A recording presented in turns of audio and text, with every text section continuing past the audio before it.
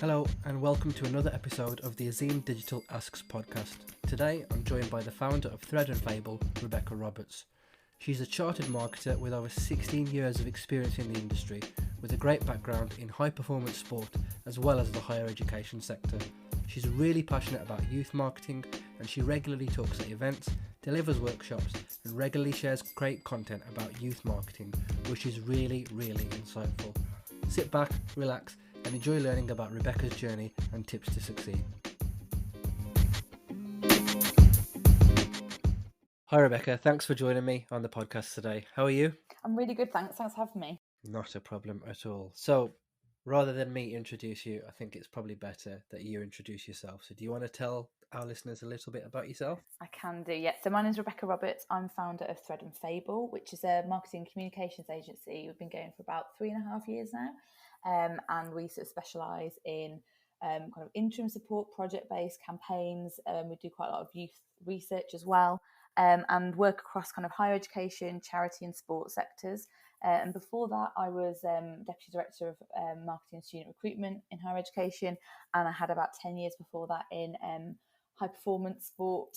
So I worked in sort of 3 Olympic cycles, Premiership football, that kind of stuff. So I've been around a bit. I feel quite old saying all that. And I'm not jealous at all because, for context, we haven't met, right? But I've seen your Twitter picture and you look like you're 21 and I look like I'm about 3 times that age, so I'm definitely jealous. It's all about the filters. If there's one that adds hair back, I'm all for it. But yeah, so purpose of this podcast is we are going to get to know a little bit more about you, how you got to where you are today, what motivates you and whatnot. But first things first, journeying a little bit more into learning about yourself. You are sat in your favourite restaurant. Where are you and what are you ordering? So I think if it could be anywhere now, I'd probably be hanging out with my brother who lives in New York. And last year we found a Italian restaurant in West Village called Codino, which does like lots of small Italian plate foods. It's actually a wine shop. So I'd have a nice glass of red wine and lots of Italian plates of food. Awesome. That sounds interesting. Definitely wanted to check out once we can be within 2 meters of each other again safely. So yeah, thanks for your introduction. It sounds like you've had a really long and interesting career. When did you realize that this was going to be the career for you? So I wasn't quite sure what I wanted to be, and still probably not sure what I want to do when I grow up. So I chose a degree. I did a Bachelor of Science in Management at Loughborough Uni, and the beauty of that was I could kind of do lots of different subjects and choose things like psychology, economics, finance, bit of marketing, lots of statistics and geek stuff like that. And it was actually through enjoying those kind of that variation that I was kind of drawn towards the marketing side more. So I had a placement with the BBC. I really like the communications and kind of PR side, but I knew journalism wasn't necessarily going to be what I wanted to do. And then I worked in like a small manufacturing business for a marketing placement and had to do quite a lot for them, like literally from end to end, sort of sales, marketing, digital stuff, website, everything. And that was when I knew that marketing kind of drew on every aspect of the business in my perspective, and I loved that. So yeah, that's where I kind of knew that it was for me. Awesome. So it sounds like you've kind of had to deal with pretty much every single touch point there. If you could go back to when you first began thinking about what you know now, what advice would you give to yourself? I think it's just to keep trying things and be interested, and it's not always what you think you're going your career, how it will pan out, and where you want to go, and that's allowed to change. Like I do this a lot with people I've kind of mentored and worked with before around like, what you want from a career one year might be different from a year after. Like I've got kids now, I've done a bit of travel with my work, but I wouldn't necessarily rule it out for the future, but it wouldn't be right now. So it's kind of just keep kind of changing and kind of exploring what you want to do. And I definitely think that in terms of from a marketing perspective, it's very easy when you have worked in sector for a while to think, well, I've got to stay in this sector, and it's quite a challenge. It's part of the reason that drove me to, I really liked some of the youth stuff I'd started to do in sport around kind of the digital games. Beijing was like a big moment around kind of giving more access, and 2012 definitely was in terms of the Olympics to engage audiences through social. And we did some sort of student recruitment campaigns in sports science when I was at English Institute of Sport. And that sort of drove me to sort of think, oh, actually, do you know what? I might change sector here and sort of test my marketing skills. And ultimately, that knowledge is transferable, but it can feel like quite a big leap. So I think I'd probably talk a little bit about that really, and just say, just try stuff and keep your options open, because it just seems scarier when you're doing it at the time, but actually it'll work out. Definitely, that sounds really interesting. I mean, it sounds like you've learned so much over essentially in marketing terms, a short period of time. Who has been a big inspiration for you in the industry? Um, I think there's probably a few people in different sectors I've worked with. It's not always, I've had like formal mentors, and I've had quite a lot of informal ones, like sort of peer to peer, or people that I've always kind of reached out to. And I mean, that's another thing I'd probably speak to like as a skill, is being able to approach people and collaborate with people and just kind of engage with other people in the industry, whether it's on Twitter or whether it's just in an interested capacity, can open a lot of doors, but it also is really good for your own connections and your own learning. So when I was in sport, people who managed me, Hester Briley at EIS, who'd got a lot of kind of commercial background. Emma Griffin was someone who's now at Sport England, who again was just really generous with her time, and we kind of grew up, I guess, in marketing terms in the sector. But I was also mentored by Tim Hollingsworth at UK Sport, and he's now chief exec of Sport England. So again, learned quite a lot from him in kind of a senior capacity. And then when I moved into higher education, I was like, right, who do I know from sport? So Russ Langley, who was director of marketing at Derby, he's still at Derby now actually, and I'd worked with him through sport. So he was like, yeah, it's a different type of sector. I mean, in sport everything it was less hierarchical and less, I guess, structured. A lot of higher education, like committee papers and boards and that type of thing to get used to. So he was really great at sort of saying this is how it kind of works a little bit. And I was then at a conference and saw Emma Leach speak when she was at Loughborough, and again there was a sport connection there, and went over and had a coffee with her, and she gave me a lot of her time. So I think, yeah, just sort of really interested in other people's career can kind of help your own and help your own kind of learning. And then people like Dave Musson I've done stuff with. Darren Caveney at Comms 2.0, we've delivered workshops together, and again from a professional freelancer capacity, he's been really generous with his time. So I think, yeah, it's really good to have those formal mentors, but I think it's the informal conversations, like Jim Tudor. I remember when I set up on my own, we talked a lot about business and what you've done and all the rest of it. And yeah, I just think it's really nice to kind of bounce off other people. Yeah, absolutely. I definitely agree about this industry. Certainly, one of the things that I found is that people are very welcoming and very open to having conversations. Not to say that they aren't in other industries, but certainly in the higher education sector, it definitely seems like everybody's door is open, so to speak. And it sounds like a lot of those people have kind of helped you to shape where you are now in terms of currently and with your business. What would you say then has been the biggest challenge that you've had with your business, and how did you overcome it? I think working for yourself is really challenging. I mean, for me, obviously, when you're in house, you're obviously employed, and you've kind of got there's always additional politics, but also always like a growing kind of to-do list of things you've got to get done across the business. Whereas when you work for yourself, the beauty is you're more focused on a specific aspect of a project or a campaign. But it's the future pipeline stuff which is challenging. So when I'm really busy and I've got a number of projects and campaigns on at once, I'm always like, okay, so what's next? What does the next 6 months look like? And then you're also your own kind of finance person, marketing person, business person. And I've taken on a few bigger projects this past year when I'm bringing a team together for things. So yeah, it can get complicated doing that. But I think that's, you either thrive off that kind of added pressure and stress, or you don't. Like I quite like that buzz of like, well, do you know what? I've got this time with the kids. I'm going to enjoy that time off this bit of summer, but I'm then going to have to work really hard to get myself out there for the next bit of work. So yeah, I think that's probably the biggest sort of challenge, I suppose. And then I think with COVID in particular, there's been that challenge of networking and actually seeing people face to face. I've got like a few workshops I was delivering that were looking at different kind of solutions to that. I guess over the next few months, like some people, even if lockdowns sort of lightened even more, probably won't feel comfortable doing some of that face to face for a whole day. So looking at how we can kind of do some stuff online, serialize stuff, so people still get the benefit of like a youth marketing workshop, but it's not as intense as in a physical place all day. So yeah, I think there's lots of different things that have kind of come up that are continually challenging, but yeah, kind of what's enjoyable as well. Definitely. It sounds like you have to wear many hats, certainly with your own business, Yeah. and even more so now with everything that's happening with COVID. Um, how do you keep learning? How do you keep staying on top or in line with the industry? When do you do that, and how do you do that?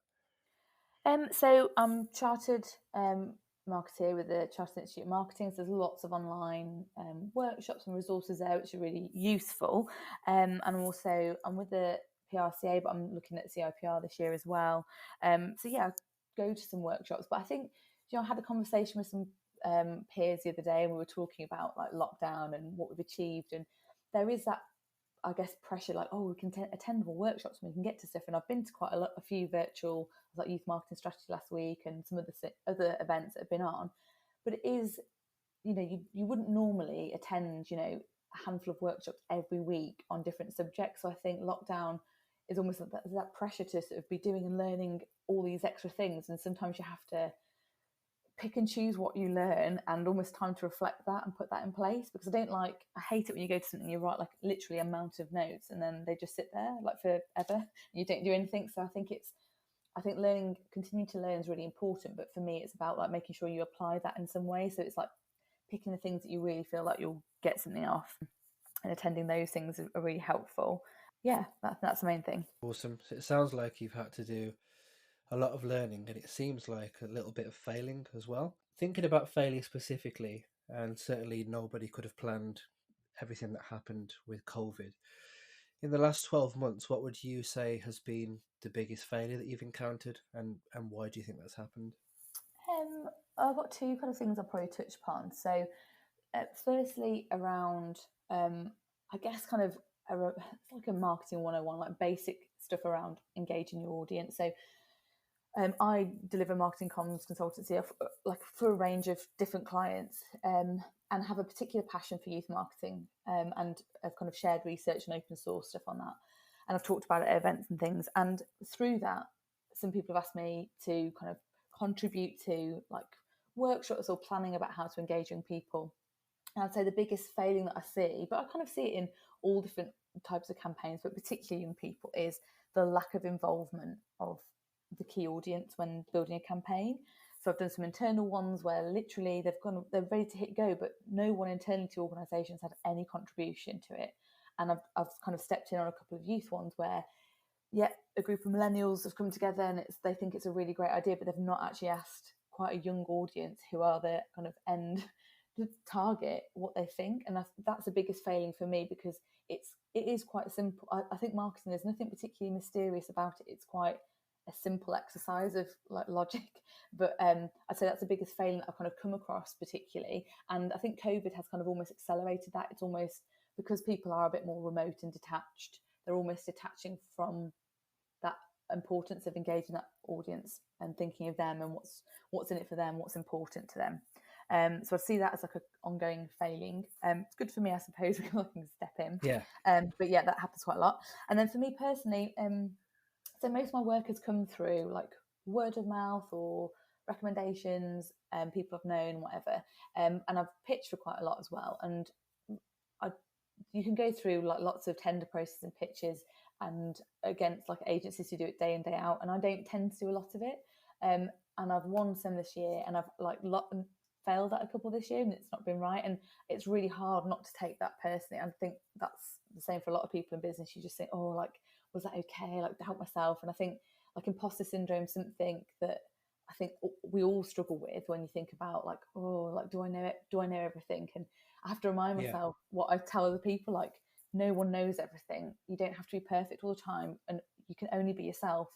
If you're authentically yourself 100% of the time and are honest about what you know and what you think you can deliver, and you're not right for an organisation, well, that's okay, because you would have never been right, and they probably aren't right for you. But like when I talk about that, but when it happens to you, just like, oh no, like it's hard. And I think it's just something that we all kind of manage professionally about that. But yeah, feeling like an imposter. yeah. I think, as you quite rightly said, it's easier to pass on the information to our peers, but then to take it ourselves, it's a bit more difficult. Certainly, that resonates with me a lot. But yeah, it sounds like you have definitely got a lot on your plate. So speaking about that, what are you working on right now?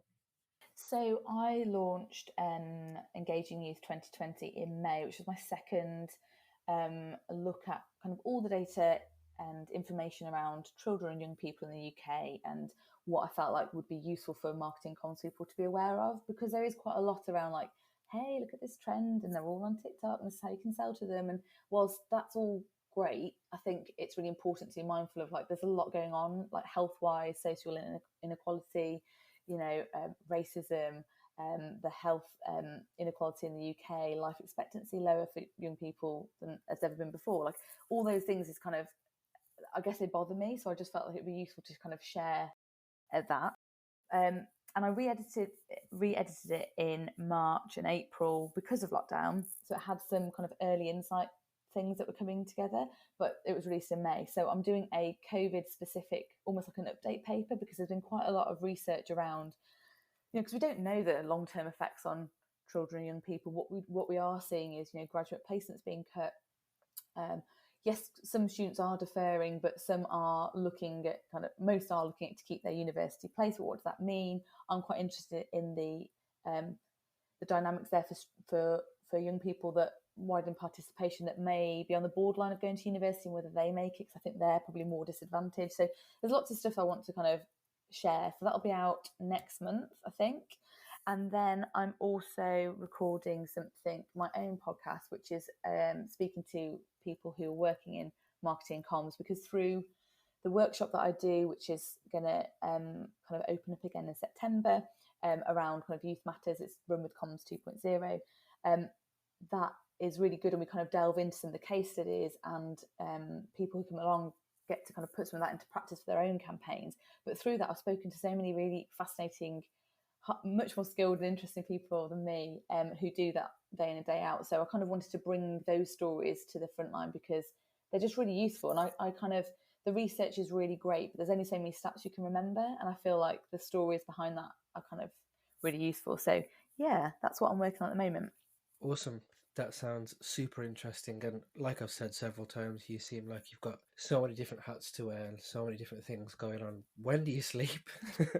Wow. No, I think, do you know what? Like the biggest thing for me has been, um, I still have my project works and different client projects, but the whole like the youth marketing stuff is because I'm really passionate and interested about it.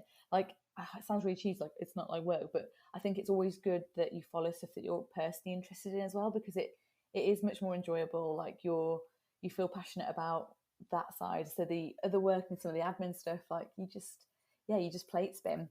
And I've got a couple of kids, and I think with lockdown and having to homeschool for the past like what seems like 500 years, I've just become a lot more productive. I was like, how was I ever even busy before? So yeah, I literally sometimes will just time myself like, right, I've got to smash this out in like an hour, like give myself a time limit, get competitive about it, drill the data, and then move on with the rest of the, whether it's maths or English or whatever I'm teaching.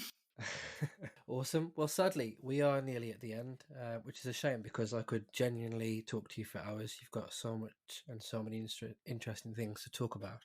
However, I'm going to flip the script a little bit and say that if we were to swap roles right now, what question would you ask yourself that I haven't? Do you know what I think I'd ask around what gives you that buzz out of marketing? Like, so yeah, you like that area of work, but why do you stay in it? What do you love? And for me, I think like 100%, and like I'll be interested to see your take on that. But when you're building a campaign, you kind of like you've got some data in there, and you've got like a gut feeling about something, and like excited about creative, but kind of the data telling you want the right stuff, and then it kind of builds together. And it's almost like build it and they will come.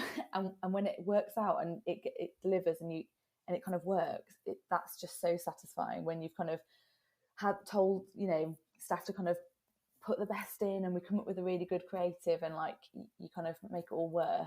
I get incredibly nervous at campaign launches. Like Lumos campaign last year was at One Young World, and it was like live streamed like around the world. We had like national media covering it, and I was literally sat there, and there was like a pan to the audience, and I had like 3 friends like who were watching it as like supporters, as well as my mom, and we're like, oh my god, you look so miserable. I was literally like, oh my god, is this going to happen? Is it going to be okay? And then when things happen and it works out, like for me, that buzz is, yeah, that's the best thing. What would you say? Yeah. Why do you love marketing? So for me, it's very similar. I think when I first started, I was very keen to get involved in like writing the ads or getting involved in designing or helping design the imagery and having that creative concept. And once it's out there and it's in the wild, I would look at it and think, yeah, I've had a hand in that. And very similar, I get that buzz from it.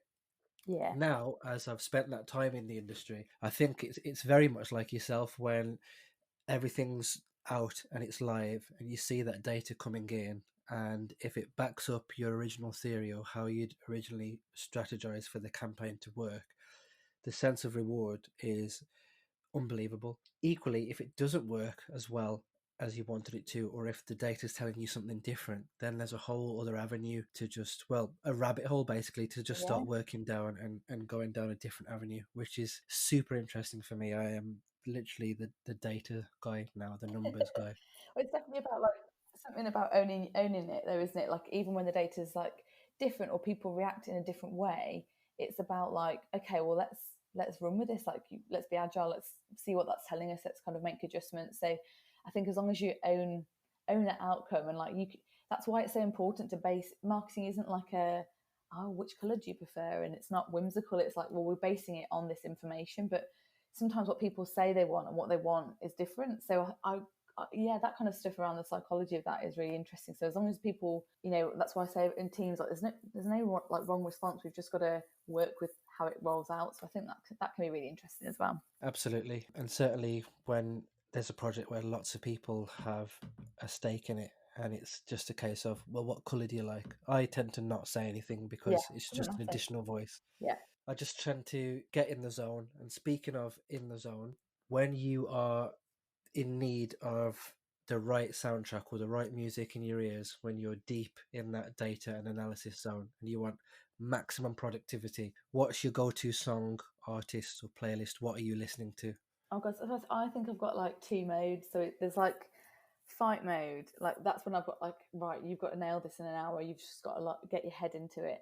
And it's kind of like, I train at the gym and like a lift and stuff. So it's like you've really got to psych yourself up. It would be something like, I don't know, 0 to 100 by Drake or like Power by Kanye, like really over the top psych up music. But then I think the other side is that I have like a focused kind of chill where I'm like, right, I need to get this done today. Like I had a day Monday where I literally had no interruptions and I just had a lot to do, and that would be like Jack Garrett or Surfaces, that's so quite chilled, not too chilled, but like stuff that's kind of background stuff. So yeah, I have two modes.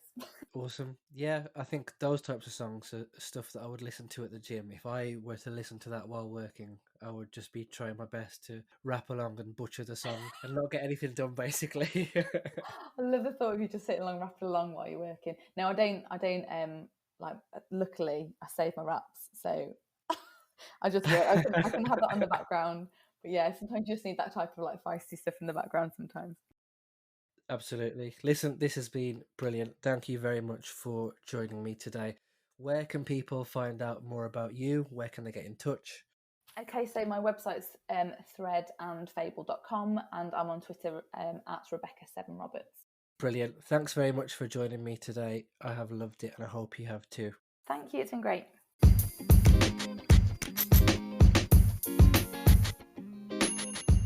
So that was another great episode in the bag. I'm really enjoying hearing from some of the top names in this industry, and I hope that you are too. If you enjoyed this episode, please leave a rating, like, share and subscribe. You can find out more about the podcast on the Twitter page at Azeem Digital Asks, all one word, and also on my website, which is iamazeemdigital.com. Also, if you'd like to be a guest on a future episode, you can get in touch with me via my website. And that's it from me. Looking forward to the next episode already. Take care.